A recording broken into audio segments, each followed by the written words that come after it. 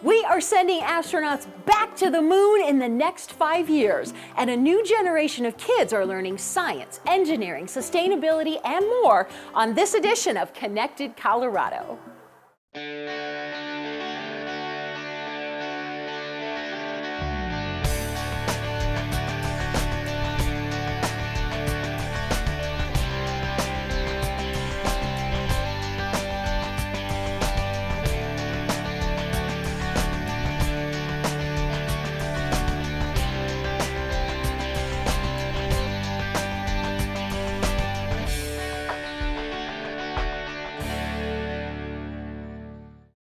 Wendy Brockman, located in the beautiful foothills of Colorado, is a hub for space exploration. We're at Lockheed Martin. We'll learn more about what they do here later in the show. But first up, getting kids excited about engineering and learning in general is always a great idea.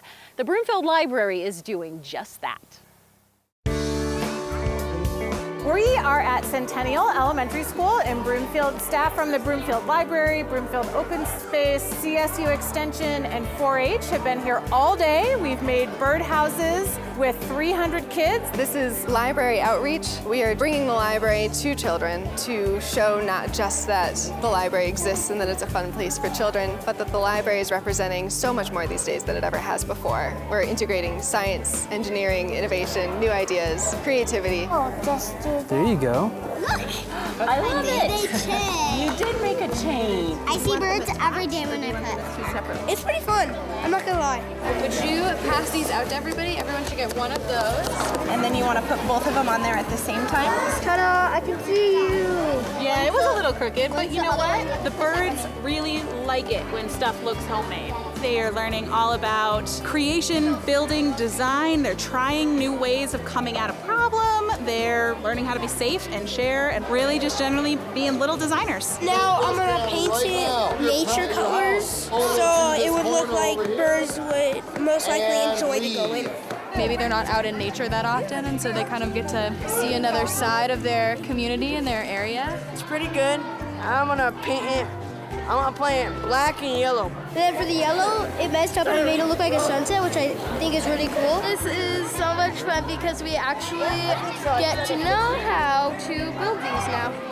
There's certain ways that birds nest. So first I'm going to show you a really big nest. We were talking about birds, and I was basically talking to them about types of birds that will more than likely nest in the boxes that they build. It's kind of a great thing when they actually realize that nature's just not on TV, it's actually all around them. You have nests that just get built and used 1 year, and then they're done with them. So all the kindergarten and first grade classes got to do 2 crafts. They made Cheerio bird feeders. Everybody's gonna take 3 pipe cleaners, and we're gonna put Cheerios along the whole thing like this. Do you want me to work on this end? Yeah. Okay. Thread it through the first loop you made and make a whole chain so it can hang from a tree like this. Aiden, do you see? Do you want to twist now? And they also made some bird gliders that they got to color and cut out. Green, blue, red. We have to have all the colors for it to look exciting. See, we're gonna fold these lines so that you can create a flying bird. Do you want to try cutting with these scissors and see if they're a little easier? It has red, green, and blue, and I'm gonna name him Bluebird. It's a bird! And then they had a bird-themed story time in the library with one of the Broomfield Children's librarians. I think they're really excited to do something new, something hands-on. We think that they have lots of opportunities when they make something to try again, learn from the mistakes that they make. They get to work with adults that aren't in their usual orbit, so they get to practice their conversation skills. And I also can hang it on my house. It was like the most fun ever. I'd recommend to make a birdhouse like this anytime. It's a birdhouse. And I made it myself. It messed up, but I kind of don't care because I don't think birds go for looks. They go for homes. Yep. My favorite thing about this is being a part of that system that is empowering children to love learning and to love trying something new and to be brave enough to explore new things and try new things and learn things that they didn't know they wanted to know more about.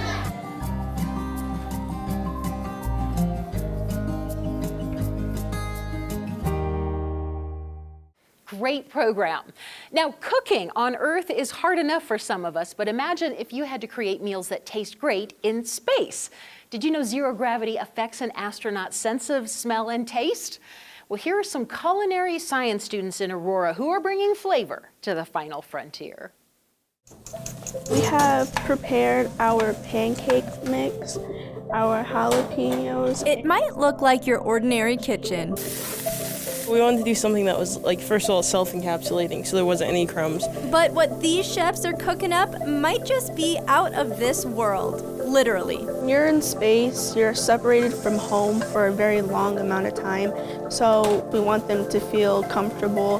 We're here today because we are a part of a very exciting club for high school students. It's called the NASA Hunch program. They recently decided to start a new culinary side, and that is so that they can develop food for the astronauts aboard the International Space Station. Ava, Tandi, and Maya are finalists in this exciting culinary competition. Next Wednesday, we will fly to Houston and start preparing for our competition. We will compete against 9 other schools from across the nation for the top spot. The winners will have their recipe processed, packaged, and sent up to space on the next mission. So as we're preparing for the next competition, we've decided to keep practicing and perfecting it. And this team hopes their quiche recipe will put them light years ahead of the competition. Our cheese is our calcium, our jalapenos is our spice, our cilantro is the anti-anxiety. Now I mix it all together and then we put it in the pans and into the oven. So I'm here with Ava, and these quiches are fresh out of the oven. What's gonna make these the winning dish? The jalapenos and the quiches are really gonna make them pop out in space, because when you're in space it often feels like you have a head cold, and the spice in these really allow you to taste the food you're eating. Awesome, well, let's give it a try. Cheers. Houston, we have flavor. We're really good. But the opinions that really matter are the judges, actual NASA engineers and astronauts. This is something that gives them access to something that's bigger than their school, that's bigger than Colorado. You can be a part of NASA, you can be a part of space travel without necessarily having to be a rocket scientist. And those possibilities have us over the moon. For Aurora News Weekly, I'm Alexis Cacoan. Cheers. I tasted the quiche, it's delicious. The team got to travel to Johnson Space Center in Houston, and that recipe is now in a NASA cookbook. Speaking of space, we're going back to the moon. I'm at Lockheed Martin with Paul Anderson, the director of the Orion Space Project. We are going back to the moon, but this is next level. It's absolutely the next level, Wendy. We have had an amazing last couple of years getting prepared for what is going to be an absolute historic visit. We have been to the surface of the moon as a species back in the 60s, of course. The 50th anniversary of the first moon landing on Apollo 11 was this past summer. But now we're going to go to stay. Not only are we going to be visiting the moon, we're going to have a permanent presence there on the surface and in lunar orbit. And all of this is going to prepare us for eventually going to Mars. We are hoping to do that here in, certainly within my lifetime. It's a very, very exciting time right now for not just Lockheed Martin, but for all of Colorado and all of aerospace. So compared to Apollo, Orion is like the Ferrari. Exactly right. And again, I like to use the analogy very similar to what my grandparents did. I remember my grandfather driving this old green pickup. It had 4 wheels, it had lights, it had doors, but it's nothing like the vehicles of today. The Orion spacecraft that we are building here at Lockheed Martin is unlike any spacecraft ever built. It has the capability of not only going to the moon, but sustaining crew all the way to Mars and back as the same piece of hardware. So it's a very, very exciting and unique opportunity that we have here at Lockheed right now within the space industry. So we're traveling to the moon, but it's going to be kind of like our new space station. You can set up shop there, and then we go to Mars. That's correct. In other words, permanent presence. We're going to have humans in lunar orbit for long duration periods of time, as well as onto the lunar surface. And what this allows us to do, Wendy, is to practice. I like to call it the first step in actually going to Mars. So that's really the goal here. The goal is not just to go do a one-time visit to the lunar surface, but to eventually get human presence at Mars and onto the surface of Mars in the 2030s. Our previous trips to the moon, we've explored maybe like a 2 square mile area. It's way bigger, and you actually want to get underneath where you've discovered water and oxygen. That's exactly right. Okay. The equivalent is for those folks who have visited Colorado before, if all you did, and no offense, if you just came to Denver and didn't leave DIA, DIA is a beautiful place, but you have missed the majesty of the mountains, you have missed the beautiful eastern Colorado fields. That's the equivalent. We're going to visit the South Pole of the moon. And the reason the South Pole is so fascinating, so amazing is we have very hard evidence that there is frozen water there. There's been there very vast amounts. If you can get to the South Pole of the moon, we can extract that water and eventually be able to use that as a sustainable product. In other words, the basics of water is hydrogen and oxygen, which happens to be the basics for fuel and the basics for sustainability for breathing and the sustainability for humans. So for your astronauts who are going to be stationed there. That's exactly correct. So going and targeting a South Pole of the moon mission and be able to extract those resources and have that permanent sustainability is what will lead eventually to those missions to Mars. So this is such a complex mission, but you just passed a critical safety test for the astronauts. Correct. We just flew the Ascent Abort 2 test down out of Cape Canaveral, Florida. And what that test involved was, as the rocket is leaving Earth and accelerating into orbit, if there were an issue with the launch vehicle during the most difficult point in the flight, we would be able to abort off the vehicle and then get the astronauts safely and parachute them down into the ocean. So just a huge advancement. It was a safety huge technology. successful test, and it is the first time since the early Apollo era that any sort of a test like this has been successfully performed. And again, with the technology of Orion and the ability to do launch abort systems in an absolute 21st century way, this is going to ensure astronaut safety as we go forward into this program. So what's the timeline? When are we going to the moon? Okay, Artemis 1 is the next flight of Orion, and that is going to be in late 2020. We're going to be doing a 21-day flight around the moon. It is going to be uncrewed, and that is the test flight for the human mission, which is going to be in 2022, Artemis 2, which will take crew around the moon, and upon a successful flight of Artemis 2, Artemis 3 will be the mission in 2024 that will dock to the gateway and then have a human lander descend to the surface in 2024. So 5 years. So 5 years from where we're standing today. Okay, and the first person off Yes. to step on is going to be a female. It is going to be a female, and like I said, that is absolutely appropriate. The 12 crew there's 12 human beings who have ever stepped surface on another body, all men.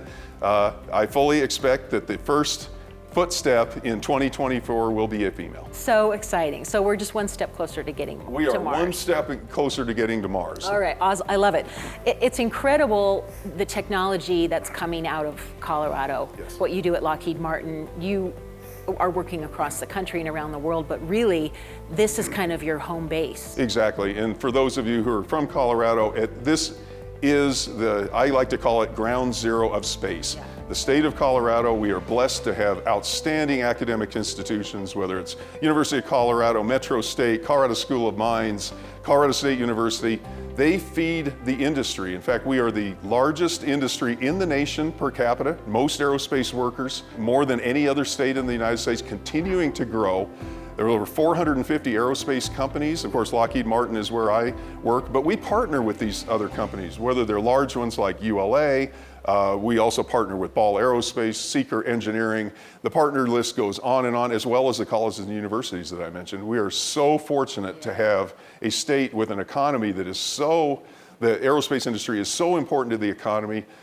We have so much support on all sides for these space missions, and we're very fortunate to be a part of that. It's amazing to think what could be. Anything else on the horizon that you might want to tease? Yeah, not only are we doing space exploration on the human side, we continue to do robotic exploration of heavenly bodies. In fact, at Lockheed Martin, over the last 20 years, we literally have flown dozens of probes, uncrewed, various science probes to literally every planet. We have a probe right now that is at the sun doing science exploration, and we just had a New Horizons probe a year or so ago fly by Pluto. First time we've ever been able to exit the outsides of the solar system. So Pluto's still in the mix officially? Pluto is still in the mix, and we can make a nice argument and have a beer whether it's a planet or not, but those who are interested, we have very high scientific value of visiting bodies all the way out to Pluto and beyond. Paul, it is mind-blowing what is going on here. Thank you so much for having us. Oh, you're absolutely welcome, and we're so excited to have such an exciting program here at Lockheed Martin and in the state of Colorado. Love it. So how would you like to go inside the Orion spacecraft? This is CJ, he's driving for us. This is a 3D model. We're going in through the side hatch, actually into the capsule. This is like an immersive visualization cave where the engineers can come, really get a feel for what it's like in here, move around the space capsule, and then collaborate and talk and come up with creative ideas to go to the moon. Virtual reality is a reality here at Lockheed Martin. You can fly up to the capsule, right through the walls, and this is giving the engineers and the astronauts a feel for what life is like inside before they actually build it. Let's see if I can take you guys into their sleeping quarters. So in this compartment, it includes their sleeping quarters, and check out their bed. This is their little pillow up here. They strap themselves in and they can get a good night's sleep. So this is giving everyone here a real life scenario, I feel like I'm falling, of how to build this thing. Wow, I'm back on Earth. What a ride. Everything they do here looks to the future, but if you look back at their past, it's just as fascinating. All the way back to the era of the Wright brothers. This is Glenn Martin launching his first airplane, which becomes Martin Aircraft, Martin Marietta, and then Lockheed Martin. Women make up half of the college-educated workforce in America, but only about 10% of physicists are women, and only about 8% of mechanical engineers are women. Aurora Public Schools is working to change those numbers for the future. Hunched over a computer screen, punching in line of code after line of code. Little Lily Morrow couldn't have asked for a better morning. I just think it's fun to learn. Learning's the goal, as Lily joined more than 100 Aurora Public Schools 6th graders for the 9th annual Girls in Technology Camp. My goal is to educate and touch any type of female that is very interested in working in technology to advance their careers. But there is a catch with Lily. It's cooling fans, exactly. She's not in the 6th grade. That's great. I did not know you knew about cooling fans. We broke the rules this year and made a special exception because she's so bright and so excited. Her enthusiasm, we want to use that for the other girls. So an opportunity that no other 5th grader has gotten, so my goal is to just learn and have fun. Whoa. And then you add these connectors back to them. Right. Lily was recommended by Miss Williams. What's all of these things, the red? Her former teacher turned mentor, who now works in the school district's IT department. She gets excited when you turn on the computer and you turn off a computer, or you tell her like a line of code. She just has it in her blood, and that's the way that I felt as a child around Lily's age. I like being creative, and when I'm making things with tech, I can do whatever I want to. It doesn't have to follow a certain guideline. I made a Pac-Man-like game. Whether it's creating video games or breaking barriers, Lily wants other young girls to do them both. For a really long time, I feel like girls thought that men were the only people who could do this kind of thing. And it's important that women tell their daughters, or anybody really, that they can get out of their shell and do things like this. Even though Lily's only in the 5th grade, she already knows where she wants to go to college, Cal Poly, to study computer science. Images of our fragile planet from previous missions helped spark the environmental movement and a generation to protect the Earth. Well, that work continues with a new generation and some middle school kids from Lakewood. The Sustainability Plan for Kids is a document that mirrors the City of Lakewood's Sustainability Plan, but is written and interpreted through the lens of middle schoolers in our community, and in this case at Dunston Middle School. Well, first the whole class read the plan, and then the first team made some posters about each of the chapters of the plan to post around the school and teach the other students at Dunston about what was in the sustainability plan. I was an editor of the sustainability plan as well, so after the writers were done, they would send it to us, and then we would edit it and then send it to the city so they could look over it. The students have ideas that just need to sort of be released. They need to be set in an environment where their ideas can come through without someone telling them like a pigeonhole idea. They already have these amazingly creative ways of thinking, and so sustainability has all of these different components that allows each of them to shine in their particular area.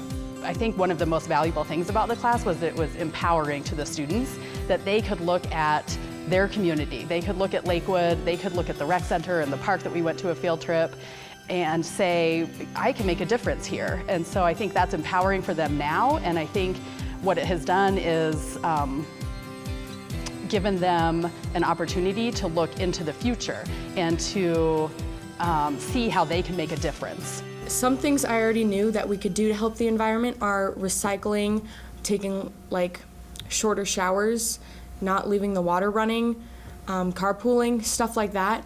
But something I learned is like using LED light bulbs, composting, and public transportation. I learned a lot about what kids can do to help like keep the city sustainable, and a lot about like what goes into our storm drains, how it goes into like our rivers and our lakes.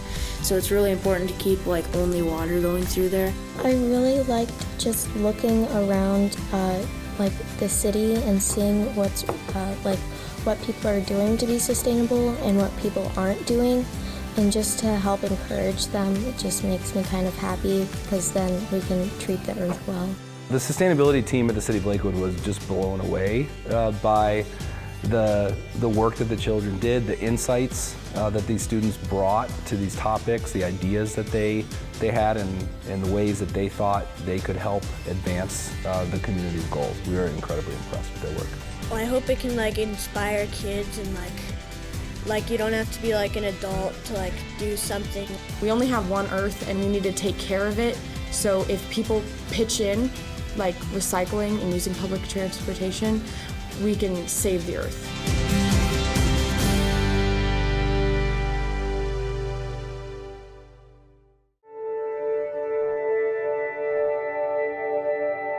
We've been talking about science and technology, but the arts are important too. With the backdrop of the Chamberlain Observatory in Denver, here's a more poetic look at space.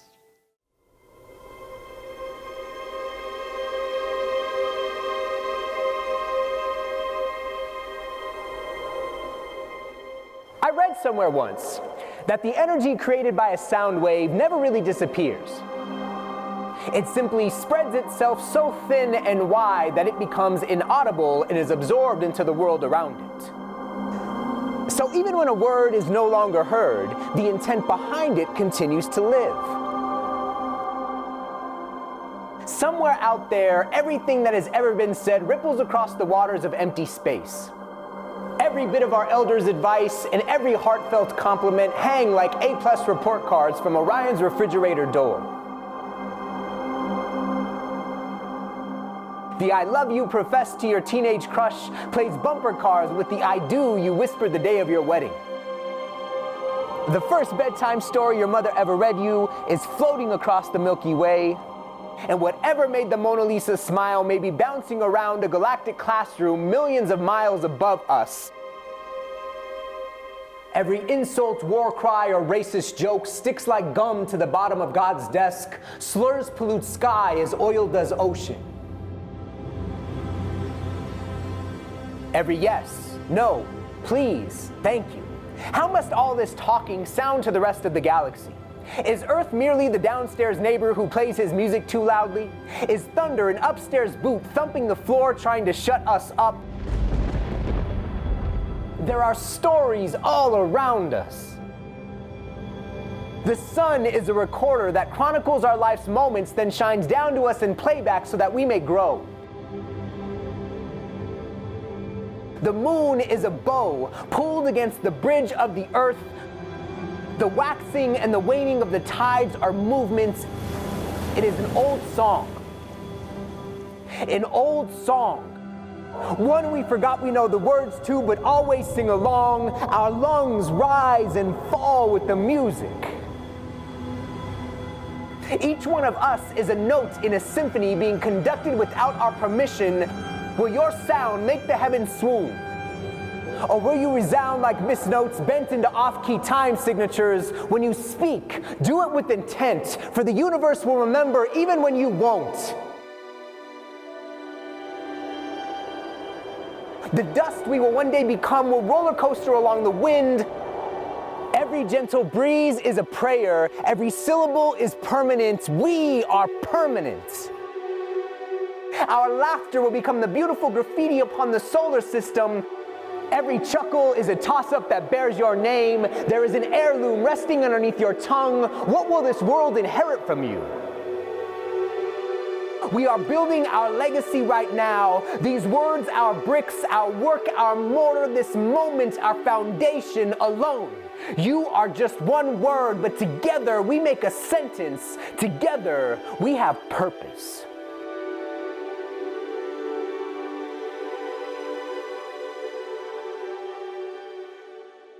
So cool. And the Chamberlain Observatory has regular viewing nights for the public. Well, we hope you've enjoyed our look at space, science, and how new generations will take us into the future. Thank you, Lockheed Martin, so much for hosting us, and thank you for watching. We'll see you next time on Connected Colorado.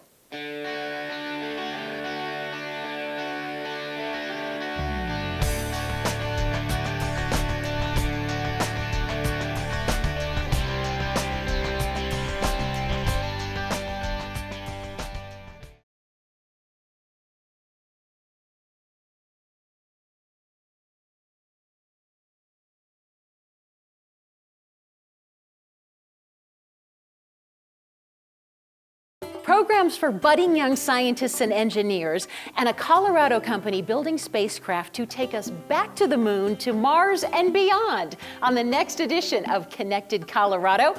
Join me Thursdays at 8.